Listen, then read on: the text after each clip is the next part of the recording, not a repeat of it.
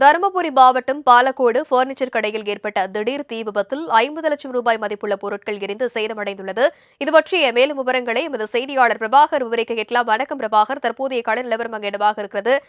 தீ விபத்திற்கான முக்கிய காரணம் என்னவாக சொல்லப்படுகிறது? வணக்கம். தருமபுரி மாவட்டம் பாலக்கோடு தக்காளி மார்க்கெட் அருகே கார்த்திக் என்பவருடைய சொந்தமான பர்னிச்சர் கடை இயங்கி வருகிறது. வழக்கம் போல் விற்பனைக்காக பர்னிச்சர் கடையை திறந்து வைத்திருக்கிறோம். அப்போது கட்டில், மெத்தை, மேஜை, சேர் பொருட்கள் வைத்துள்ள பகுதியில் இருந்து திடீர் என பற்றி அடைந்த புகை வருவதைக் கண்டு கடையின் உரிமையாளர் அதிர்ச்சி அடைந்தார். உடனடியாக அக்கம் பக்கத்தினருக்கு ஒன்று சேர்ந்து தீயணைக்க முயற்சி பண்றனர்.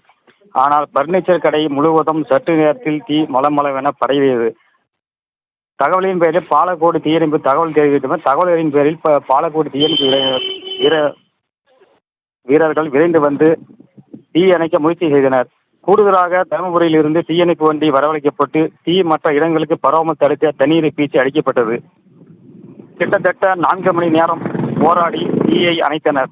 இந்த தீ விபத்து கடையில் விற்பனைக்காக வைத்திருந்த பீரோ, கட்டில் உள்ளிட்ட சுமார் 50 லட்சம் மதிப்பிலான மரசாமான்கள் மற்றும் பொருட்கள் ஆகியவை முற்றிலுமாக எரிந்து நாசமானது.